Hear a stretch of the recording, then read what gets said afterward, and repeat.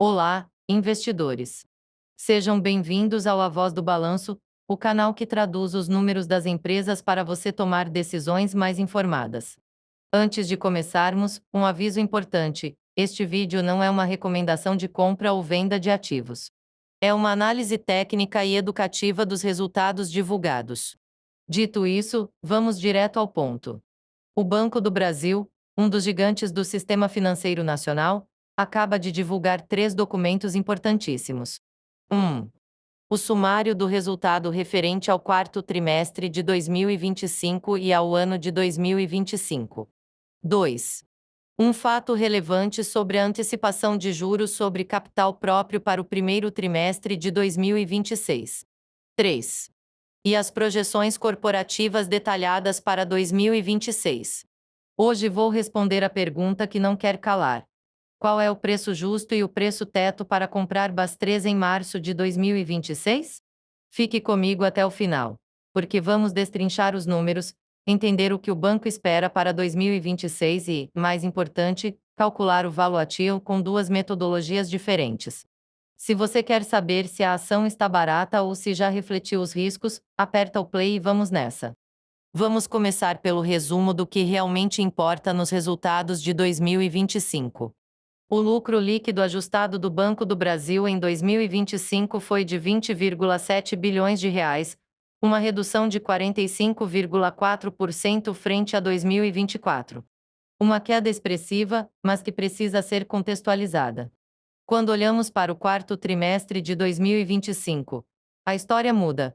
O lucro foi de 5,7 bilhões de reais, um crescimento de 51,7% em relação ao trimestre anterior. Ou seja, o banco teve um ano desafiador, mas mostrou forte recuperação no final do período. O retorno sobre o patrimônio líquido RSPL no ano foi de 11,4% e no quarto trimestre de 2025 subiu para 12,4%. E o índice de capital principal, que mede a saúde financeira do banco, basicamente o quanto ele tem de capital próprio de altíssima qualidade para absorver eventuais perdas, avançou para 12,23%, um patamar bastante confortável. Por que o lucro anual caiu tanto? Dois grandes vilões: margem financeira e custo do crédito. A margem financeira bruta MFB, que é a diferença entre o que o banco ganha emprestando dinheiro e o que paga para captar recursos, teve uma retração de 0,8% no ano, ficando em 103,1 bilhões de reais. O que pressionou a margem? O crescimento das despesas com captação. O banco captou mais recursos e pagou mais caro por eles, influenciado por dois fatores: a TMS, que é a taxa média de captação, ou seja, o custo médio que o banco tem para captar dinheiro no mercado, e a TR, a taxa referencial, que é um índice utilizado como referência em diversas operações financeiras. Ambas subiram ao longo do ano, aumentando os custos do banco. Mas o principal vilão do resultado foi o custo do crédito, que disparou 73,5%, atingindo 62 bilhões de reais em 2025. Esse valor representa as provisões e perdas esperadas com calotes. O banco foi claro: esse aumento reflete a piora do risco no setor de agronegócios, que enfrentou um ano climático e de preços desafiador. A carteira de crédito expandida atingiu 1,3 trilhão de reais, com crescimento de 2,5% em 12 meses. Pessoas físicas cresceram 7,6%, puxadas por consignado e cartão de crédito. Pessoa jurídica teve crescimento modesto de 0,6%. Agronegócio cresceu 2,1%, atingindo 406 bilhões de reais. A inadimplência acima de 90 dias fechou dezembro em 5,17%, uma elevação de 66 pontos base. No agro, a inadimplência subiu para 6,09%, com um salto de 125 pontos base no trimestre. Um ponto crítico, sem dúvida. O banco destacou que a inadimplência de pessoas jurídicas foi impactada por um caso específico na carteira de títulos e valores mobiliários, os chamados TVMS. Sem esse efeito pontual, o índice teria sido de 2,86%. As despesas administrativas cresceram 5,1% no ano, refletindo reajuste salarial e investimentos em tecnologia.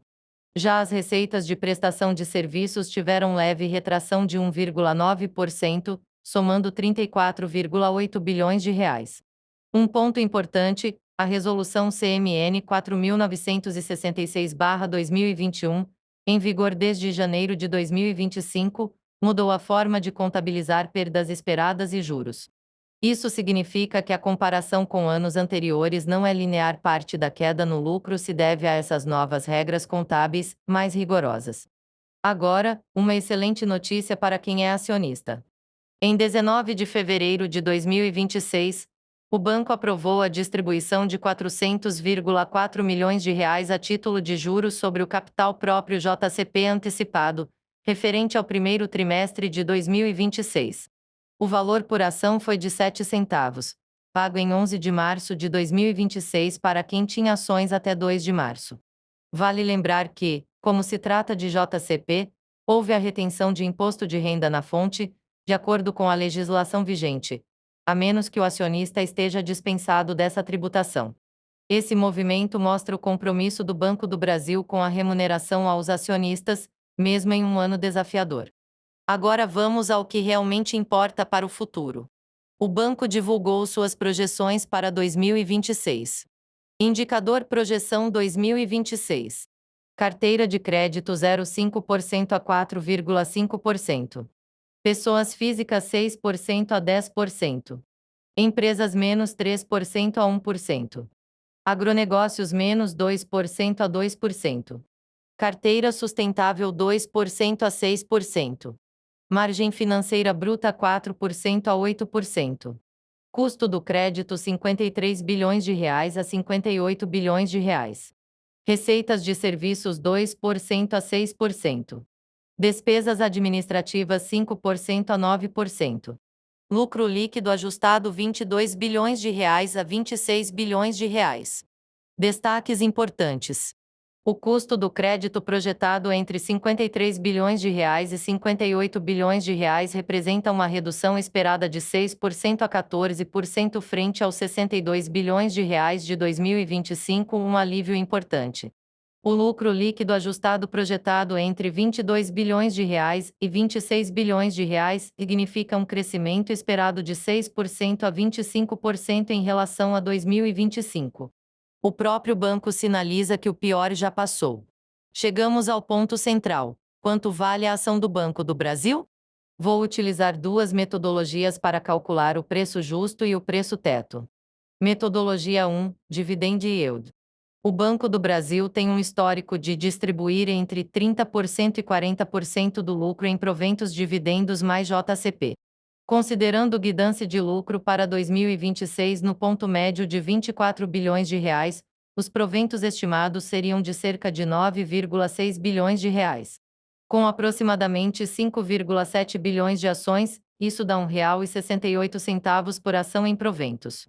Aplicando um dividend yield de 7%, o preço justo seria R$ 24. Com um yield mais conservador de 8%, o preço teto fica em R$ 21. Ou seja, para um investidor de renda passiva, comprar Banco do Brasil abaixo de R$ 21 oferece um yield superior a 8%, historicamente atrativo para o setor bancário. Metodologia 2, Preço/Valor Patrimonial. O valor patrimonial por ação VPA do Banco do Brasil é de R$ 32,21. Com a ação cotada hoje em torno de R$ 22, o PVPA está em 0,68 vezes. Ou seja, o mercado está pagando apenas 68% do valor contábil do banco. Historicamente, o banco já negociou entre 0,7x e 1,2x o VPA em momentos de normalidade. Projetando uma normalização do múltiplo. Cenário múltiplo P/VPA preço justo. Conservador 0,8x R$ 25,77. Neutro 0,9x R$ 28,99. Otimista 1,0x R$ 32,21. Preço teto e zonas de compra. Para o investidor conservador, o preço teto é R$ 21, baseado no dividend yield de 8%.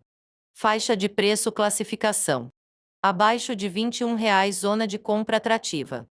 Entre R$ 21,00 e R$ 24,00, zona de acumulação moderada. Acima de R$ 24,00, zona de atenção. Com a ação cotada hoje em torno de R$ 22,00.